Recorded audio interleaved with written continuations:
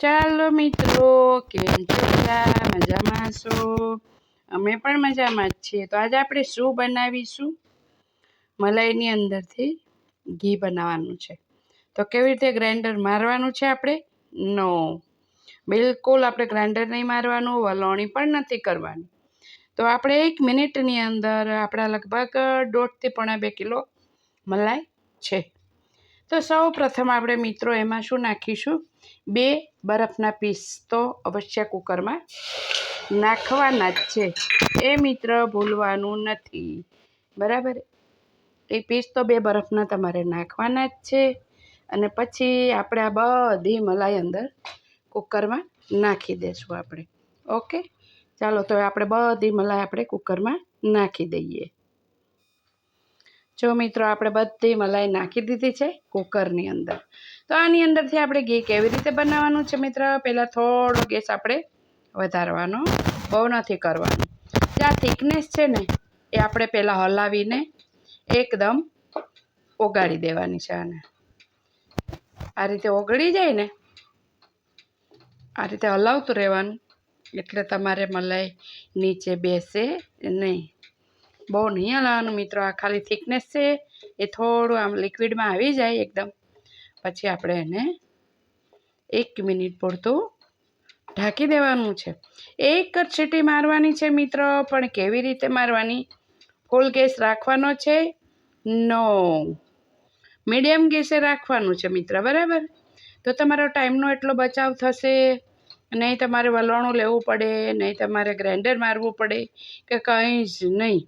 એટલે આની અંદરથી ઘી એકદમ છૂટું પડી જશે જો થિકનેસ માંડીને થવા એકદમ મસ્ત રીતે. આ ફોદા પણ ના રહેવા જોઈએ મિત્ર, એવી થિકનેસ આપણે કરી લેવાની છે, બરાબર? મેં ગેસ વધારી દીધો છે અને આપણે 1 સીટી મારવાની છે. વધારે નહીં મારવાની, મીડિયમ ગેસે મિત્ર. ફૂલ ગેસ રાખવાનો નહીં, નહીં તો તમારું બધું લિક્વિડ બહાર આવી જશે અને ઘી બહાર ઉડી જશે સીટીની અંદર, તો તમારું ઘી હાથમાં આવશે નહીં. તો ચાલો હવે આ બધું આપણું મસ્ત રીતે લિક્વિડ બની ગયું છે. તો હવે આપણે 1 સીટી આની અંદર મીડિયમ ગેસે મારી લઈએ. ઓકે મિત્રો.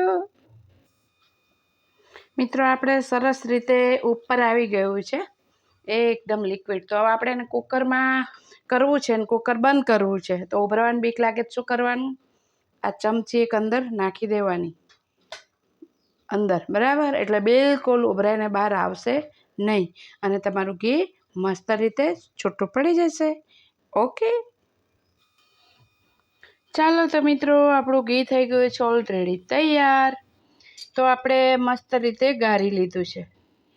3 કચોરા આપણે આવું મલાઈ લીધી, તો 1 કચોરો આપણે ઘી નીકળ્યું અને આટલું નીકળ્યું છે કીટું, જે આપણે ગાળીને કાઢી લીધું છે. ને કુકરની અંદર જો મિત્રો અંદર જ ખાલી ઢાંકણ ખરાબ થાય, ઉપર ઉભરાતું નથી. જો કેમ કે આપણે અંદર નાખી હતી ચમચી, અને મેં છે ને મિત્રો લીધું છે સ્ટીલનું કુકર, એટલા માટે મેં 2 પીસ નાખ્યા હતા બરફના. સ્ટીલનું હોય ને તો નાખવું પડે, પણ છતાં બર્યો નથી. બરે નહીં ને એટલા માટે આપણે નાખવાનું છે 2 બરફના પીસ.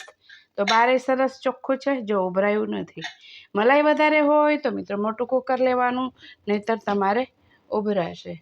તો આ રીતે તમે બનાવો તો ફટાફટ બની જાય છે. ઘી તો ઘણા કહેતા હોય કે અમારે તો એની મલાઈની છાશ કરીને ખાવાની હોય, તો પછી તમારે ગ્રાઇન્ડર મારી, ઉનાળો છે એટલે એની અંદર 5-7 પીસ બરફના નાખી ગ્રાઇન્ડર મારો તો 2 મિનિટની અંદર તમારે મસ્ત રીતે છાશ પણ બની જશે અને માખણ પણ નીકળી જશે. અને હા મિત્ર, તમે જે કુકરમાં મૂકો ને તો ચમચી અંદર નાખવાનું ભૂલશો નહીં. ચમચી નાખો ને એટલે ઉભરાઈને બહાર નહીં આવે. એકદમ ગરમ તાજું ઘી છે એટલે મસ્ત, જો એકદમ પીળું મસ્ત થયું ને, જો સુપર. એટલે આ રીતે મિત્ર બનાવજો તમે, ફટાફટ બની જશે, ટાઈમ પણ નહીં બગડે અને જલ્દી થઈ જશે. તો મિત્ર વિડીયો કેવો લાગ્યો? લાઈક, શેર, સબસ્ક્રાઈબ મિત્ર જરૂર કરજો. સર્વ મિત્રને મારા જય શ્રી કૃષ્ણ.